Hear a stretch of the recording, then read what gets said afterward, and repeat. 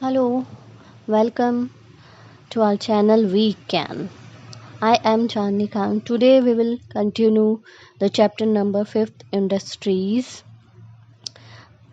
In our last discussion, we have seen the meaning of manufacturing industries and the importance of manufacturing industries and the classification of industries, of course, on the basis of raw material size and ownership. And we have seen how the factors affecting matlab, location of industry and the industrial region of the world and of the India. Okay, today we will discuss the distribution of major industries. Distribution of major industries means जो है अलग अलग industries जो हैं वो अलग अलग world के पार्ट्स में डेवलप्ड होती हैं. Some of them are world's major industries like iron and steel industry, textile industry जो है बहुत ज़्यादा, और इंफॉर्मेशन टेक्नोलॉजी. हालांकि information technology is very new kind of industry, और स्टील और आयरन इंडस्ट्री तो वो टेक्सटाइल इंडस्ट्री तो बहुत पुरानी है. And what are the main concentrated area, or you can say location of the world of iron in this steel industry is USA, China, Japan, Germany, UK, Russia, ये सारी है. And the textile industries की जो main location है that is Hong Kong, Mumbai, Japan, south Korea, इस तरीके से. और टेक्नोलॉजी, इंफॉर्मेशन टेक्नोलॉजी के of course silicon valley of California, electronic capital and Bengaluru in India, ये सारी जो हैं ये इसके मेन सेंटर हैं. जो अभी हमने बात करी थी ना क्लस्टर्स की, कि किस तरीके से ये एक ही जगह पे वो हो जाते हैं अपने फेवरेबल सिचुएशन की वजह से. तो ये मेन इंपॉर्टेंट जगह हैं इन तीनों इंडस्ट्रीज़ की जो आपको लर्न होनी चाहिए. ठीक है, ये बाकी इंडस्ट्रीज़ जो हैं डिटेल में हम डिस्कस करते हैं. First industry है that is iron and steel industry. Of course, you know the iron and the steel industry is a basic industry to the other industry because जो इस इंडस्ट्री में मटेरियल तैयार होता है वो यूज़ होता है दूसरी इंडस्ट्रीज़ में एज अ रॉ मटेरियल. काफ़ी इंडस्ट्रीज़ में, ऐसा नहीं है कि सारी की सारी में, पर काफ़ी इंडस्ट्रीज़ में as a raw material use होता है. ठीक है ना. और स्टील जो है आपको पता है कि बहुत ही ज़्यादा मतलब इम्पॉर्टेंट इंग्रेडिएंट है मॉडर्न इंडस्ट्री में. आजकल हमारे आसपास की लाइफ में, डेली लाइफ में हम कितनी सारी चीज़ें यूज़ करते हैं that is made of steel. तो of course it is a very important mineral. For example, in the manufacturing of tools, machines, defense equipments, automobiles, ships, agricultural activities के equipments, constructional activities के equipments, extraction of minerals, और railway engines का जो है manufacturing, trucks हैं, ये इतनी सारी चीज़ें हैं कि आयरन एंड स्टील इंडस्ट्रीज़ में हम गिन नहीं सकते, इतनी इम्पोर्टेंट. क्योंकि दैट्स वाई हम किसी भी अगर नेशन के हम देखें कि आयरन एंड स्टील इंडस्ट्री कितनी डेवलप्ड है, यानी उससे उस देश की वो हमें पता चलता है कि कितना डेवलप्ड है वो. ये इंडस्ट्री, सारी इंडस्ट्रीज़ होती हैं वैसे तो, manufacturing industries important, but iron and steel industry is very very much important, है ना. और आप जानते हैं कि आयरन एंड स्टील इंडस्ट्री में 4 जो है रॉ मटेरियल यूज़ होते हैं. 4 raw materials are use, mainly name iron और कोल, लैमस्टोन एंड मैग्नीज. यानी कि स्टील बनाने के लिए हमें ये 4 रॉ मटेरियल यूज़ करने होते हैं. और ऑफ कोर्स इसमें जो आयरन है और को ये थोड़े हैवी रॉ मटेरियल्स होते हैं, यानी कि इनको ट्रांसपोर्ट करना, एक जगह से दूसरी करना, जगह ट्रांसपोर्ट करना, पहुंचाना इंडस्ट्री तक, बहुत ज़्यादा मतलब एक रिस्की वाला फैक्टर होता है कि किस तरीके से पहुंचाए. आसान नहीं होता इतने बड़े बड़े ट्रक से, और रोड पे भी कई बार एक्सीडेंट हो जाते हैं. इसलिए ये ऐसा बोला है कि ये इसकी रॉ मटेरियल जो होते हैं इसके हैवी रॉ मटेरियल्स होते हैं. तो इसकी इंडस्ट्री की लोकेशन कहाँ होगी, जो हमने लास्ट क्लास में डिस्कस किया था कि जहाँ पे सारी सिचुएशन, लोकेशन सारी फेवरेबल होंगी, ट्रांसपोर्ट करना आसान होगा. फिर रॉ मटेरियल ही जब इतना हैवी है तो फिर जो प्रोडक्ट होगा, वैल्यू एडेड गुड्स तैयार होगा, वो भी हैवी होगा. यानी उसको अभी मार्केट तक ट्रांसपोर्टेशन करना, उसके लिए भी यानी मार्केट भी आसपास ही अवेलेबल होना चाहिए. तो ये सारी सारे फैक्टर्स हैं जो which affect the iron and steel industry. और ये सारे रॉ मटेरियल बता दिया है कि आपको पता है कि स्टील में ये जो है मैग्नीज और लाइमस्टोन और कोल और ये सब डालने से स्टील जो है बहुत हार्ड एक मिनरल्स बन जाता है ना। और इसकी लोकेशन कौन सी होती है, जहाँ पे भी नियरेस्ट पॉसिबल लोकेशन जहाँ पे रॉ मटेरियल आसानी से पहुँच जाए, चीप लेबर अवेलेबल हो जाए। और इस इंडस्ट्री में पावर चाहिए तो जहाँ की पावर इंडस्ट्री सही हो, सही से बिजली आती है। पानी के जो आसपास यू कैन सी के कई इंडस्ट्री है जो कहाँ लोकेटेड है, रिवर्स कैनाल के पास है या लेक्स के पास, इसलिए कि आराम से जो है इनलैंड वाटर जो है वो उसका ट्रांसपोर्टेशन किया जा सके पानी के थ्रू, किसके थ्रू, वाटरवेज के थ्रू आराम से ट्रांसपोर्टेशन हो सके।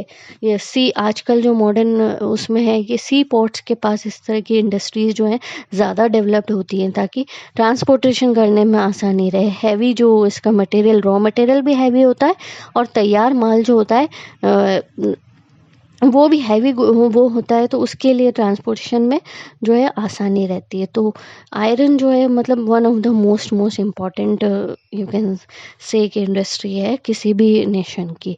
अब iron and steel industry in India,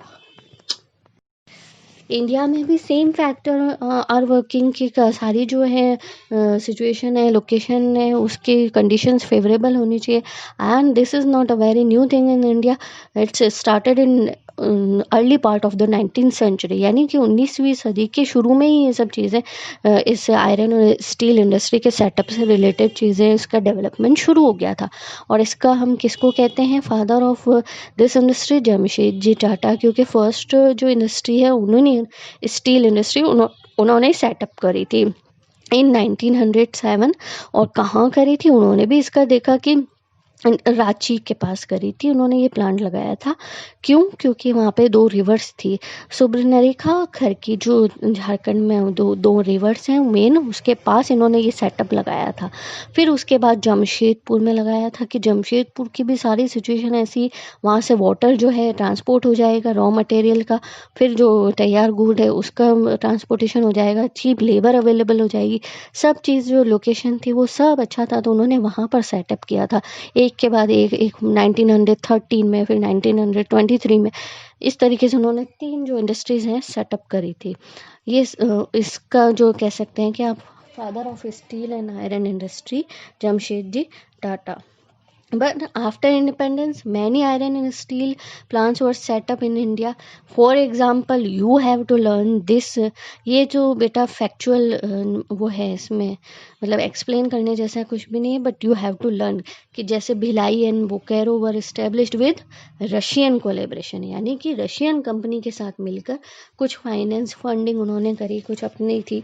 इस तरीके से जो है कौन से प्लांट, ऐसे क्वेश्चन पुटस हो सकता है कि रशियन कोलेब्रेशन से कहाँ पर जो है सेटअप हुआ है आयरन एंड स्टील का, तो भिलाई एंड बोकारो में। Just like this Durgapur with the British and Rourkela with German collaboration. ये 3 कोलेब्रेशन है, Russian, British and German collaboration से कहाँ कहाँ कौन सा सेटअप हुआ है ना, ये अपन को लर्न करना है। फैक्चुअल इसके ये चीज़ें हैं। And most of this iron and steel plants are confined to the Chota Nagpur plateau due to the locational advantages. ये मीन्स इसको कौन सा प्लेटू कहते हैं, छोटा नागपुर प्लेटू रीजन कहते हैं। अगर सपोज वो फॉर एग्जांपल अगर एग्जाम में क्वेश्चन पुट अप हो जाए कि इंडिया का जो है मेन रीजन कौन सा है, जिसको हम कह सकते हैं कि cluster of iron and steel industry, which is the main concentrated area. The main concentrated area is Chota Nagpur Plateau region would be the answer. Okay, आपको ऐसे आंसर करना है कि छोटा नागपुर प्लेटू रीजन जो है वो इम्पॉर्टेंट है, क्योंकि वहाँ पर जमशेदजी टाटा जी के आप दे देना कि किस तरीके से ये प्लांट्स हैं। और ये 3-4 प्लांट्स जो कोलैबोरेशन में हुए हैं रशिया, ब्रिटेन और जर्मन के, ये आप एग्जांपल दे देना। तो ये सब उसी एरिया में है, that is why it is called छोटा नागपुर प्लेटू रीजन, जहाँ पे आयरन एंड स्टील कंपनी के जो मतलब इंडिया की 10 इंटीग्रेटेड स्टील प्लांट्स, यानी कि बहुत बड़े बड़े जो इंडिया के अंडर में रन है, वो 10 इंटीग्रेटेड स्टील प्लांट्स उस एरिया में लगे हुए हैं। किस में, Chota Nagpur plateau region. Okay, Next example is USA Pittsburgh. Pittsburgh, of course, is the most important center of iron and steel industry in USA. USA की जो है यूनाइटेड स्टेट ऑफ अमेरिका में पिट्सबर्ग एक जगह है जहाँ स्टील एंड आयरन का बहुत मतलब आप कह सकते हैं पूरी यूएसए का इम्पोर्टेंट सेंटर है। क्यों है? क्योंकि वहाँ पे भी सारी जो सिचुएशन है वो फैक्टर्स हैं लोकेशनल फेवरेबल है। वहाँ पे आराम से जो इंडस्ट्री जो जहाँ पे डेवलप करी रॉ मटेरियल आसानी से पहुँच जाता है। वहाँ पे कौन सा रॉ मटेरियल, आयरन है, कोल है, ये जो हैवी रॉ मटेरियल है वो पहुँच जाते हैं। लेबर अवेलेबल हो जाती है और इनलैंड वाटर ट्रांसपोर्ट बहुत अच्छा है वहाँ पे। चीप इनलैंड वाटर ट्रांसपोर्ट किस वजह से?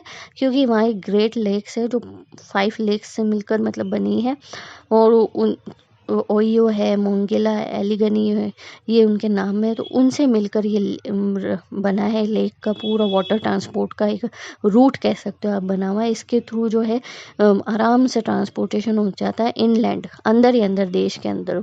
बाहर वाला तो आपको पता ही है कि वो तो बॉर्डर्स होते हैं, वाटर बॉर्डर्स भी होते हैं। तो उसकी बात नहीं हो रही है, इनलैंड की हो रही है। एक ही कंट्री के अंदर जो वाटर रूट्स होते हैं उससे जो है इसकी रॉ मटेरियल की जो है ट्रांसपोर्टेशन और फिनिश्ड प्रोडक्ट्स की जो ट्रांसपोर्टेशन है मार्केट तक वो बहुत इजीली अवेलेबल हो जाता है। तो इस वजह से यहाँ पर यूएसए के जो बड़ी बड़ी इंडस्ट्रीज़ हैं, हैवी इंडस्ट्रीज़ हैं, रेलवे इक्विपमेंट्स बनाना है या दूसरे वो जो बड़े बड़े प्लांट लगते हैं हैवी वाले, वो सारे पिट्सबर्ग में सिचुएटेड है क्योंकि वहाँ की फेवरेबल सिचुएशन है। वहाँ पे सारी लोकेशन सारी फेवरेबल है ना। As you guys know, next industry is cotton textile industry. Of course, cotton textile industry one of the most oldest agro based industry है, यानी कि बहुत पुराने समय से ही कॉटन जो है agro based as a raw material use हो रहा है। और उस पता ही है आपको कि हम किस तरीके से उससे गारमेंट्स है, क्लोथ से डेवलप होते हैं, वो किस तरीके से पूरे इंडिया में क्या और पूरे वर्ल्ड में यूज़ होते हैं। और इंडिया की कॉटन टेक्सटाइल इंडस्ट्री तो one of the most famous industry in the world as it has high quality cotton textile qualities.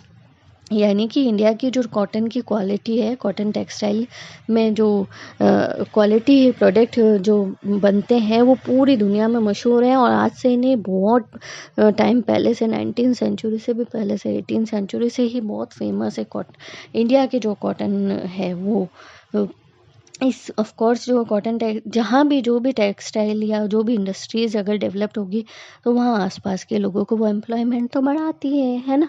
ये हम जानते ही हैं कि बाकी कॉटन टेक्सटाइल इंडिया की वो इंडस्ट्रीज़ जो डेवलप्ड हुई है वो कहाँ हुई है? Great Britain, India, China, Japan, USA इसके मेन प्रोड्यूसिंग कह सकते हैं आप। और इंडिया की अगर फर्स्ट टेक्सटाइल मिल जो एस्टेब्लिश हुई थी that was in 1854 at Mumbai. Mumbai में क्यों?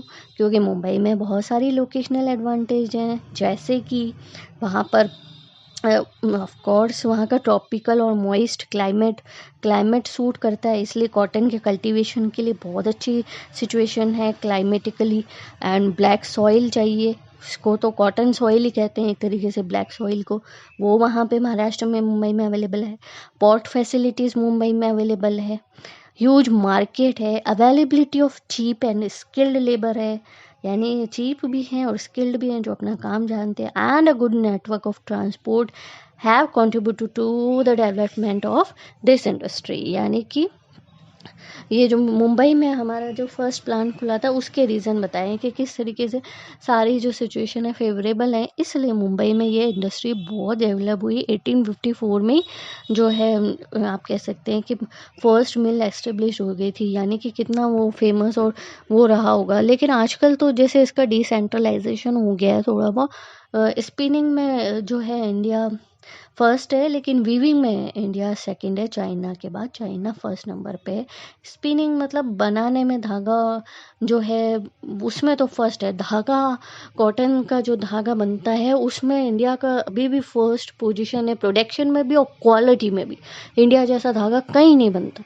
लेकिन वीविंग जो अपन बुनते हैं, कपड़ा बनाते हैं, उसकी क्वालिटी में क्या है कि थोड़ा सा नीचे आ जाता है। चाइना फर्स्ट नंबर पे और इंडिया सेकंड नंबर पे है वीविंग में। और इसका रीज़न ये है कि हम बहुत अच्छी क्वालिटी का जो धागा है वो ज़्यादातर जापान को ट्रांसपोर्ट करते हैं, क्योंकि जापान में Osaka one of the most important center of cotton textile Osaka है। We will further section of the chapter we will discuss about it. तो जापान को इंडिया से जो है सबसे ज़्यादा, अगर जो कह सकते हैं आप, कॉटन का वो जो धागा बनता है वो स्पिनिंग होती है, वो कहाँ पर एक्सपोर्ट होती है? जापान को एक्सपोर्ट होती है। और कई ऐसी इंडस्ट्रीज़ हैं जो मतलब आपस में जो है कनेक्शन नहीं है, कम्युनिकेशन नहीं है, तो वो प्रोडक्शन के लिए बाहर से माल इंपोर्ट करती है कॉटन के उसके उसके लिए। सिंथेटिक फाइबर जो है आजकल बहुत आप देख रहे हैं कि सिंथेटिक टेक्सटाइल ने इस फील्ड को बहुत कंपटीशन दे रखा है। और ये इसके सम ऑफ द अदर जो है सेंटर्स कह सकते हैं आप वर्ल्ड वाइड भी है। इन इंडिया मुंबई और अहमदाबाद तो मेनली है ही, उसके अलावा कोयम्बटूर, चेन्नई, कोलकाता, लुधियाना, कानपुर और नागपुर है। ये इंडिया के जो है डिसेंट्रलाइजेशन के बाद मेन इसके सेंटर कहे जा सकते हैं। And all over the world you can से USA, UK, Russia, France, Nepal, Sri Lanka, Singapore, African countries, ये जो है इसके कॉटन टेक्सटाइल के मेन सेंटर हैं। अब जो है Ahmedabad the Manchester of India, Ahmedabad को जो है मैनचेस्टर ऑफ इंडिया क्यों कहा है? ऑफ कोर्स मैनचेस्टर में जो है वर्ल्ड की सबसे बड़ी और सबसे अच्छी जो है कॉटन टेक्सटाइल की इंडस्ट्री है, और अहमदाबाद को उससे कंपैरिजन किया है। क्यों? अहमदाबाद कहाँ पर सिचुएटेड है? As you guys know, it is situated in Gujarat on the bank of the river of Sabarmati, and the first textile mill was set up in 1859 in Ahmedabad. 1859 में जो बनी थी। इंडिया की फर्स्ट मिल तो मुंबई में ही हुई थी 1854 में। अहमदाबाद में कब खुली थी? 1859 में। और इन दोनों सेंटर्स को, मुंबई फर्स्ट नंबर पे है और सेकंड नंबर पे अहमदाबाद है। ये दोनों सिटीज़ ही क्यों, ये ही क्यों इतना डेवलप्ड हुई और यहाँ पर इतना क्यों सेंट्रलाइजेशन हुआ? इसका रीज़न ये ही है कि यहाँ की जो लोकेशन थी, क्लाइमेट था, that is favourable for cotton growing, यानी कि कॉटन के कल्टीवेशन के लिए सारी क्लाइमेटिकली सिचुएशन सूटेबल थी। यहाँ का क्लाइमेट सूटेबल था, लाइक ह्यूमिड चाहिए, ब्लैक सॉइल चाहिए, ये है। उसके बाद यहाँ पर चीप और स्किल्ड और सेमी स्किल्ड सब तरह के जो लेबर है वो आसानी से अवेलेबल हो गया है। और अहमदाबाद जो है वो बहुत अच्छे, वहाँ पर आपने देखा हो ट्रांसपोर्टेशन का बहुत अच्छा सा बन रखा है।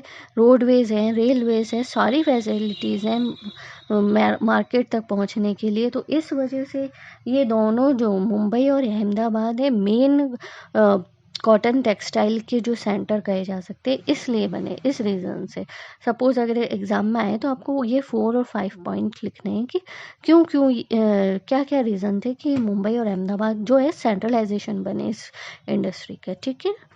एंड ओसाका, ओसाका जो है सबसे ज़्यादा इम्पोर्टेंट सेंटर है जापान का for the cotton textile and known as the Manchester of Japan. जैसे अहमदाबाद मैनचेस्टर ऑफ इंडिया है, वैसे ये the Manchester of Japan. Osaka में आप जानते हैं कि किस वजह से कॉटन टेक्सटाइल इंडस्ट्री के लिए मेन बना, वहाँ का मैनचेस्टर बना। वाई? सेम सिचुएशन जो इंडिया में है कि भाई वहाँ पर जो है ओसाका में जो जगह है वो पूरा सेटअप कॉटन मिल्स के लिए फेवरेबल था। वहाँ का मॉइस्ट क्लाइमेट था, मॉइस्ट और वार्म जैसा कि चाहिए इसकी स्पिनिंग और वीविंग के लिए, वो वहाँ पर अवेलेबल था। वहाँ की जो रिवर है योडो, उसका नाम योडो है, उससे क्या हो रहा है कि जो इंडस्ट्री में भी अगर कोई पानी का काम है, वाटर का काम है, तो वो भी पूरा हो रहा है। और इससे वाटर रूट्स यानी कि इनलैंड जो है ट्रांसपोर्टेशन वो भी बहुत इजीली अवेलेबल हो रहा है। चीप लेबर वहाँ पे अवेलेबल हो गई है ना। पोर्ट की फैसिलिटीज़ है तो इंपोर्ट एक्सपोर्ट आसानी से हो सकता है, not only in the nation और इंटरनेशनली भी आराम से ट्रांसपोर्टेशन हो सकता है ना। और ओसाका में जो इंडस्ट्रीज़ हैं उनको रॉ मटेरियल कहाँ से अवेलेबल होता है, of course from Egypt, India, USA and China. ये 4-5 जगह ही हैं जहाँ का कॉटन सबसे ज़्यादा फेमस और मशहूर है, जहाँ की कॉटन टेक्सटाइल इंडस्ट्री सबसे ज़्यादा डेवलप्ड है ना।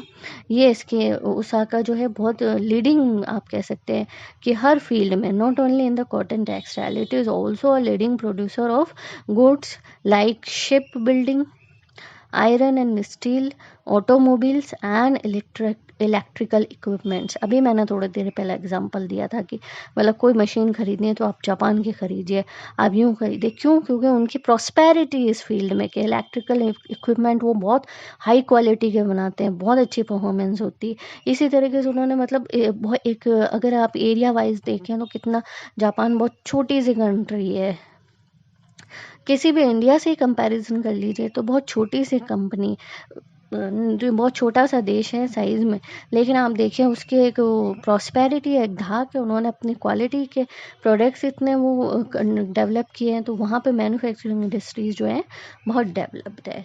Next industry is information technology.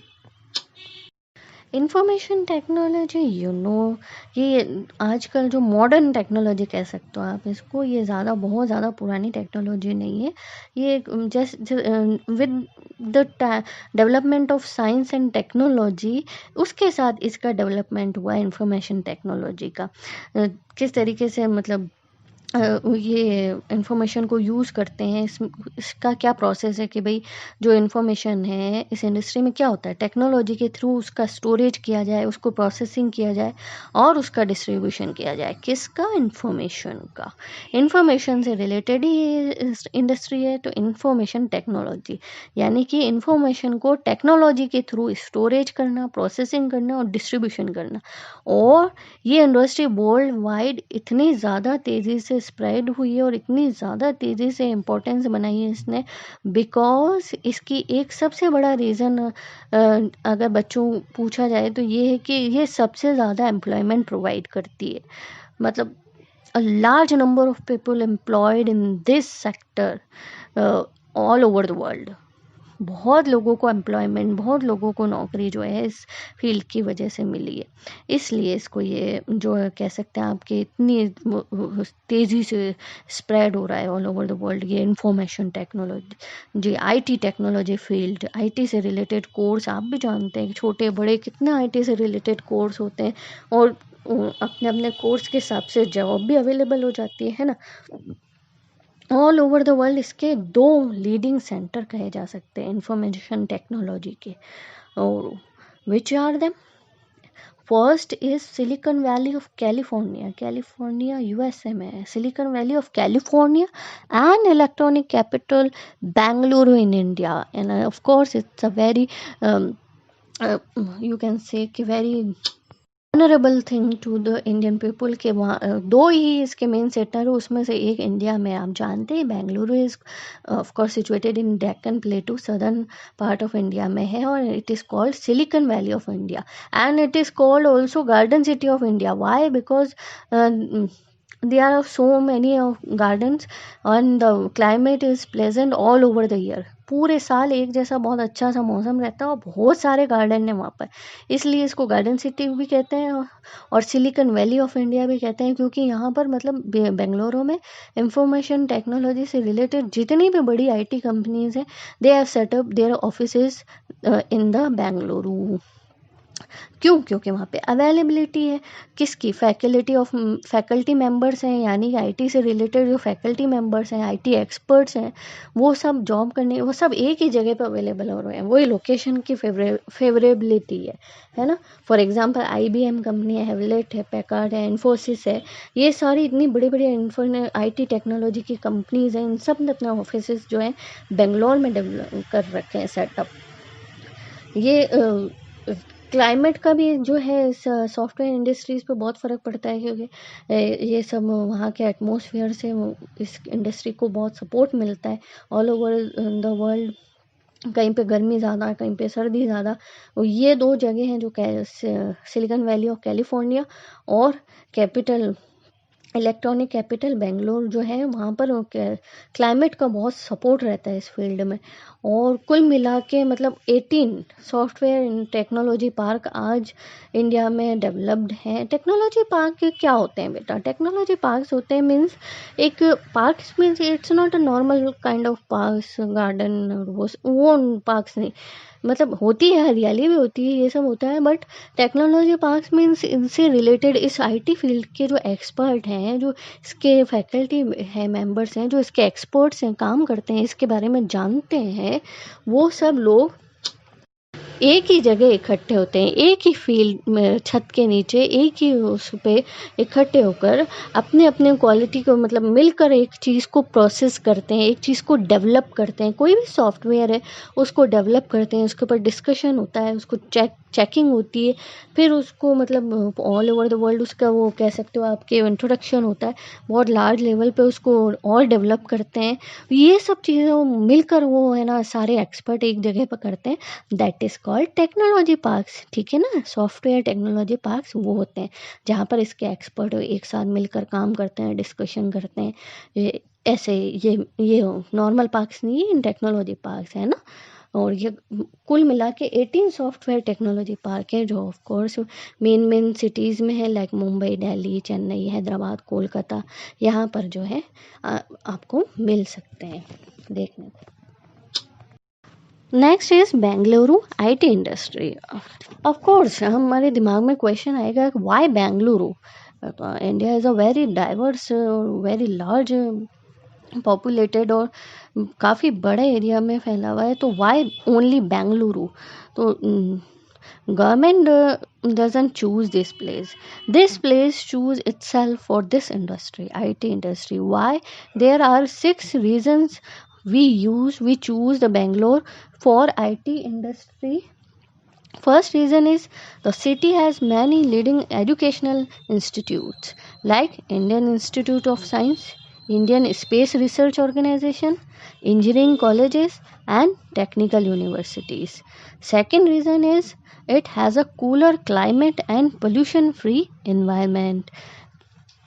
Third reason is the low rent and cost of living made the people of other countries to purchase land for setting up the industry. Means the cost of rent and the cost of land is very cheaper than to the other countries. So many big industries, IT industries are interested in purchase the land in India to set up their industry because the rate is very cheaper than the other country, and the climate is very cooler.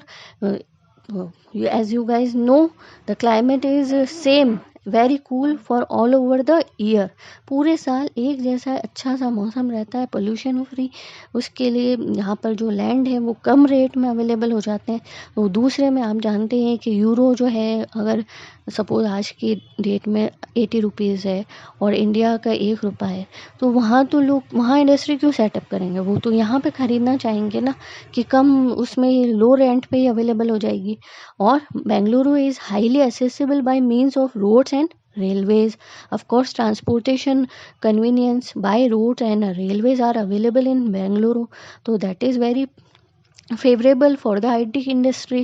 That's why we choose Bengaluru as a IT industry center. The government of Karnataka was the first to sanction the establishment of the information technology industry. Karnataka की जो government है, state government है, first उन्होंने sanction किया था इस information technology को setup करने के लिए। जो सैंक्शन करना होता है, पास करना होता है बिल, वो कर्नाटका की गवर्नमेंट ने किया था, है ना।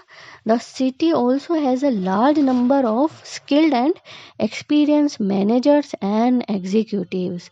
मीन्स अभी मैंने बताया था कि जो भी IT स्पेशलिस्ट एक्सपर्ट्स हैं उन फैकल्टी मेम्बर्स हैं, they are easily available in Bengaluru, वो ताकि वो आराम से IT इंडस्ट्री के जो भी सेटअप है उनको रन कर सके।